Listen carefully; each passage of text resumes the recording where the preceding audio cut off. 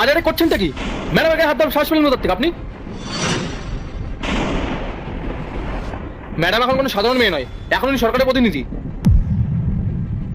Sorry Rahul, এই হাত দিয়ে না আমি শুধু বড় বড় ফাইল সাইন করি। এই রাস্তায় ধুলোবালি মেখে থাকা মানুষের সাথে হ্যান্ডশেক করলে আমার রিপুটেশন নষ্ট হয়ে যাবে, আর আমি সেটা নষ্ট করতে চাই না। তুই এভাবে বলছিস কেন? আমি তো তোর ছোটবেলার বন্ধু।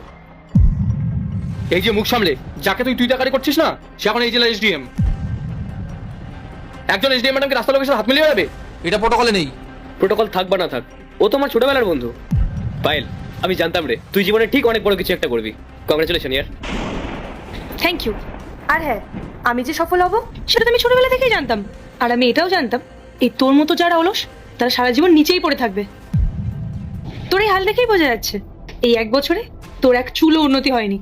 দেখ পায়েল, তুই অনেক বড় একটা অফিসার হয়েছিস, এটা খুব ভালো কথা, কিন্তু এর মানে এইটা নয় যে তুই আমাকে রাস্তার মাঝখানে দাঁড়িয়ে এভাবে অপমান করবি।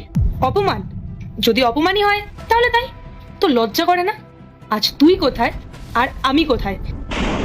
একজন এসডিএম এর সাথে দাঁড়িয়ে কথা বলার যোগ্যতাও তোর নেই। ম্যাডাম, ওর মনে হয় মাথা খারাপ হয়ে গেছে, ও নিজেকে আপনার সমান ভাবছে। ও হয়তো জানে না যে আমি এখন ঠিক কতটা পাওয়ারফুল।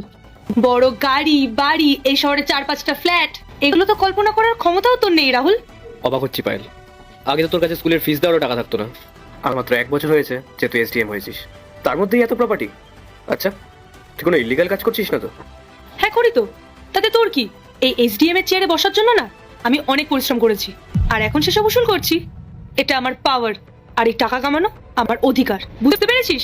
ছি পায়েল, মানুষ কত বিশ্বাস করে কত ভরসা করে তোকে এই চেয়ারটাতে বসিয়েছে, আর তুই তাদের সাথেই বেইমানি করছিস। মানুষের বিশ্বাস ভেঙে টাকা কামানোটা কোনো অধিকার নয়, এটা অপরাধ। এই শোন, তোর এই সস্তার জ্ঞান শোনার সময় আমার কাছে নেই। নিজে তো জীবনে কিছু করতে পারলি না, আর আজ এসেছিস আমার ভুল ধরতে। ভুল ধরছি না পায়েল, আমি তোকে সাবধান করছি। একটা সত্যি কথা বলবো, তোকে যখন দেখেছিলাম না, আমি সত্যি মন থেকে খুব খুশি হয়েছিলাম, কিন্তু এখন আমার মনে হচ্ছে তুই এই চেয়ারে বসার যোগ্যই নস। তুই এই পদের অপমান করছিস। এই একদম চুপ। ম্যাডামের ছোটবেলা চেনা বলে অনেক ছাড় দিয়েছি, অন্য কেউ হলে না এতক্ষণে জেলে ঘানিটা নিয়ে থাকতাম। ম্যাডামের সাথে কিভাবে কথা বলতে হয় সেটা কি শিখিয়ে দেবো?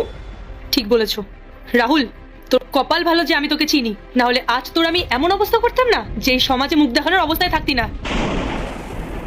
ম্যাডাম চলুন, ওর মতো ফালতু লোকের সাথে কথা বলে সময় নষ্ট করার কোনো মানেই হয় না। আমাদের হাতে একদম সময় নেই। শোন রাহুল, তোকে একটা অফার দিই, এভাবে রাস্তায় ঘুরে না বেরিয়ে আমার অফিসে আসিস, তোকে আমি একটা সিকিউরিটি গার্ডের জব দিয়ে দেবো। এই তোর মতো মানুষের এইটুকুই যোগ্যতা। চলি, এসো।